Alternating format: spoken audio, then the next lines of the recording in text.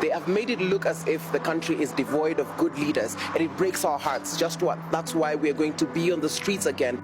Kasmuel is a hero that needs to be protected.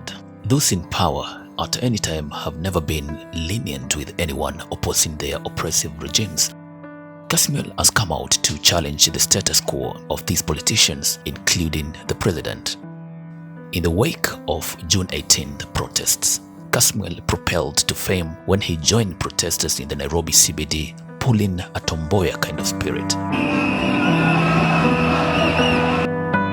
This made him brush shoulders with high-ranking people in the political space. He was arrested, or even abducted for that matter, and detained in comunicado, but he became stronger and better than before. This was just a sign of who is in power and who holds state machinery.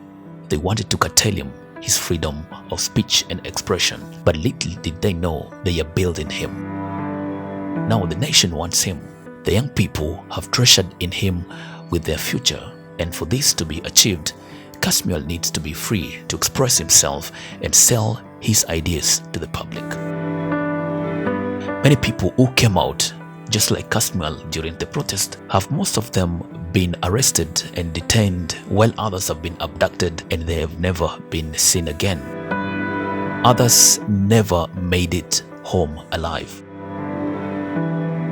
The recent abduction case being that of a controversial blogger, Auko Otieno, who has been brushing shoulders with the big politicians, exposing their alleged dark lifestyles.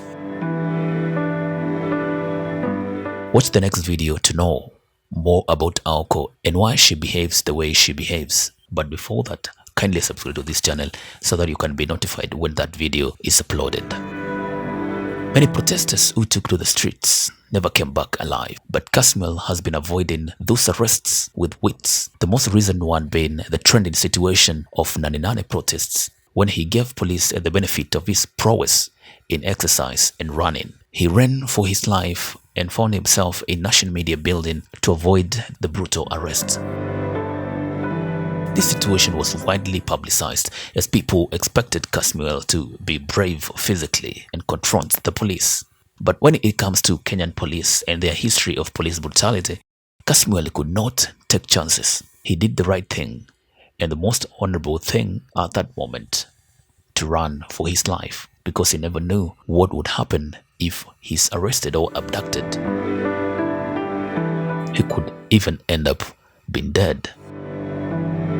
Kasmuel is a good fighter. He engages his opponents with intelligence and wits, and he understands the national issues to the latter. But for this future to be achieved, Kasmuel needs to be free to exercise his rights of expression and free speech.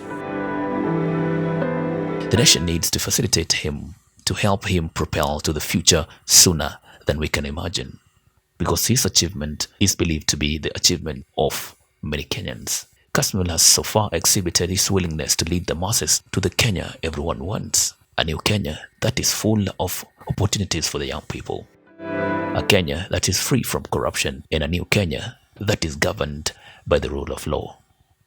It is very simple. We have elucidated very plainly what our demands have been. That we want to live in a country that gives us land. We want to live in a country where it gives us education. We want to live in a country where children will not die from natal disease. But the question is, do you support him in his move for good governance? And do you think he will be arrested? Or is it just a matter of time and the guy gets lost? You tell me at the comment section below.